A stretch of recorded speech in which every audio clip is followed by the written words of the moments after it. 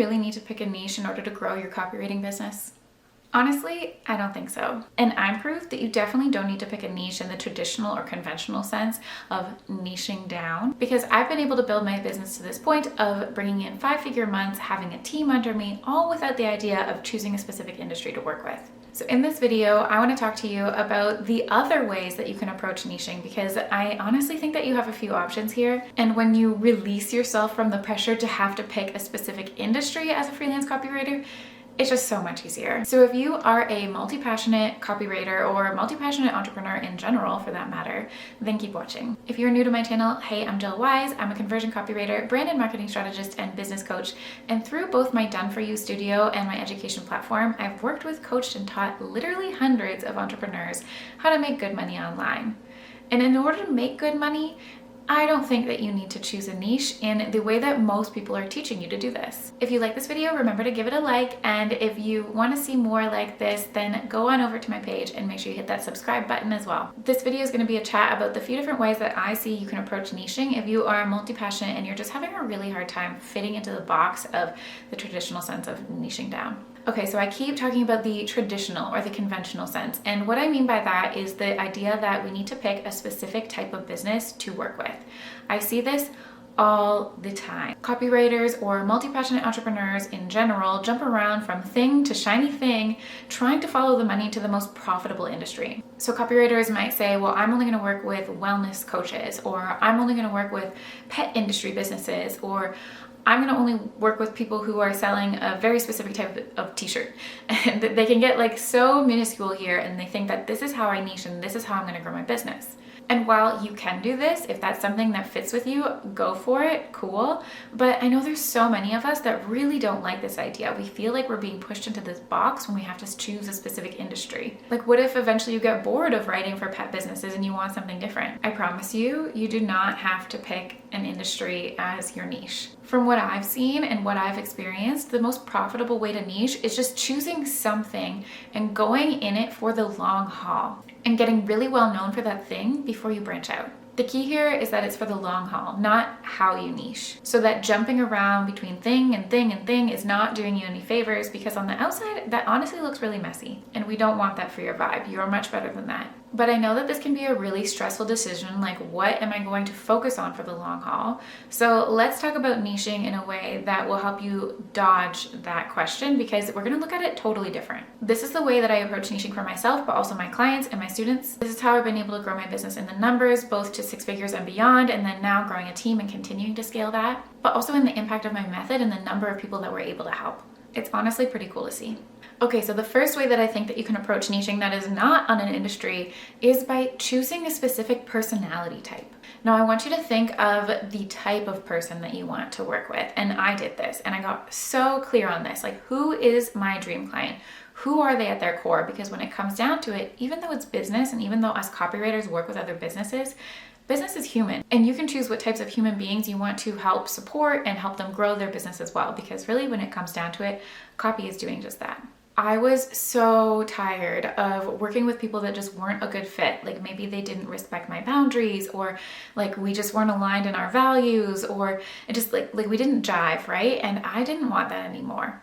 I wanted to be excited about everyone that I was working with and feel really connected to them and like actually believe in their mission, because when that happens, it really doesn't matter what industry they're in. I can learn those details. They're the experts in their industry, and I can do research, and the team can do research now.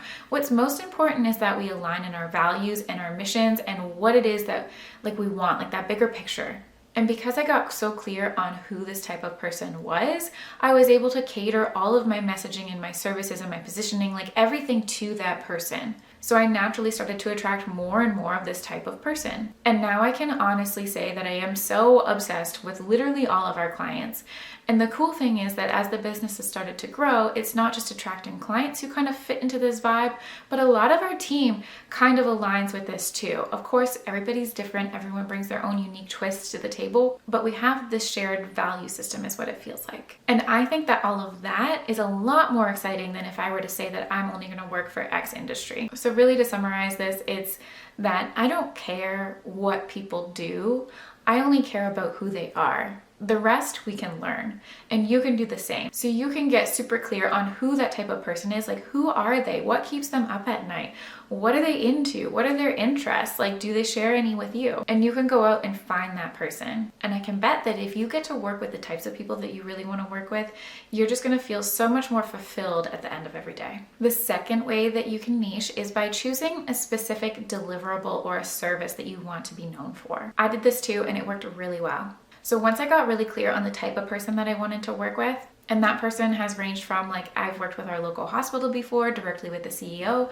I've worked with doggy daycare. I've worked with wellness coaches, leadership coaches, product businesses, skincare, scrunchies, like so many different things. Business specialists, photographers, designers, all of those kind of things. And honestly, a ton are in the wellness industry, but it's not because I chose the wellness industry, it's just because their values align with mine. Anyways, that's just to give you some idea. After I got clear on who the person was and I started to attract those kind of clients, I really leaned into the service that I wanted to offer. And I made sure that people knew that this is what I did. For me, that was really focusing on the brand messaging and website copy first.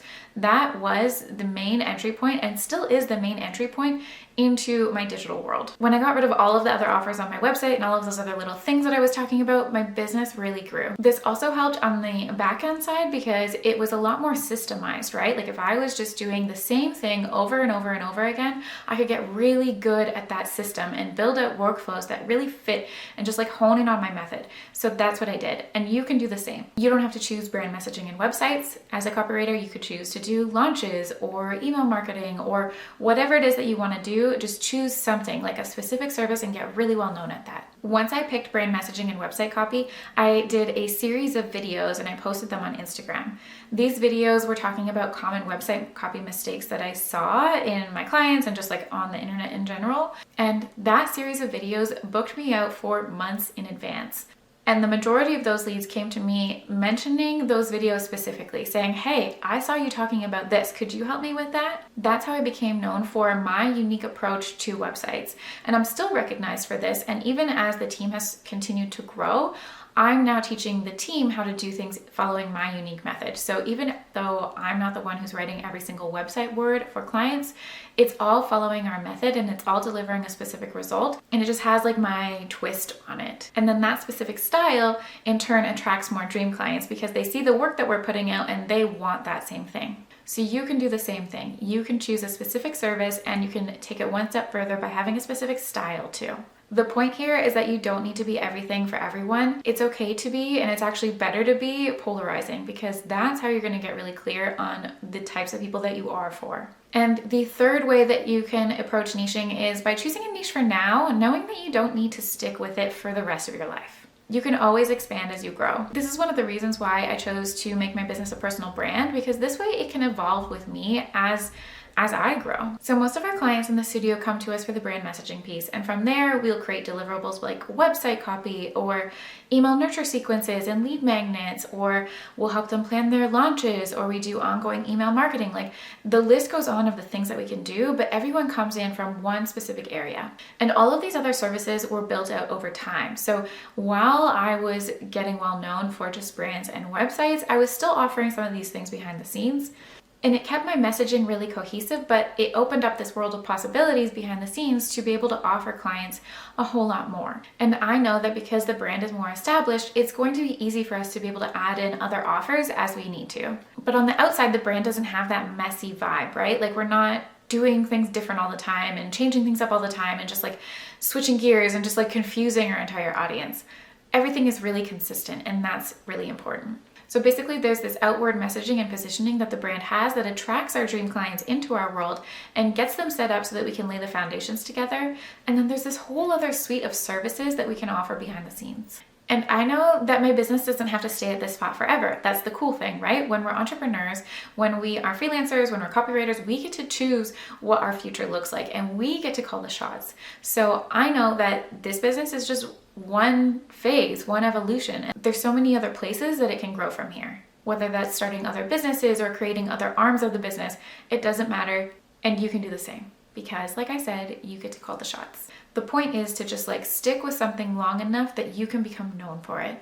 and then you can grow from there. And the fourth option is kind of a non-option, I guess. It's creating a combination of all of the above. Because where I've seen people get the most success is when they create something that's really specific to them. So don't just follow my advice because I give it, right? Like, I want you to create something that makes sense to you. So take what I share and start to think about how you can make this fit your business, your life, what feels aligned with you, and then forget the rest. So you can put together a combination of all of the previous options, and then that way it'll feel really aligned to like what you want. I want you to create a path that works for you and not just do what everyone else is doing because everyone else is doing it. And honestly, the people who can do this, they're the ones who see the most success the fastest because they stand out from everyone else. I did a combination of all of the above and it's worked out really well this way. Okay, let's wrap up there because like most things that you see on my channel, I could talk about this forever. I guess I'm a little business obsessed, but I will leave you with that because I know that is a lot of options for you to choose from and now you have some thinking to do. So if you like this video, don't forget to like and subscribe, and if you have any questions, leave them in the comments below. I hope that you found this helpful and I will chat with you later. Thanks so much for tuning in.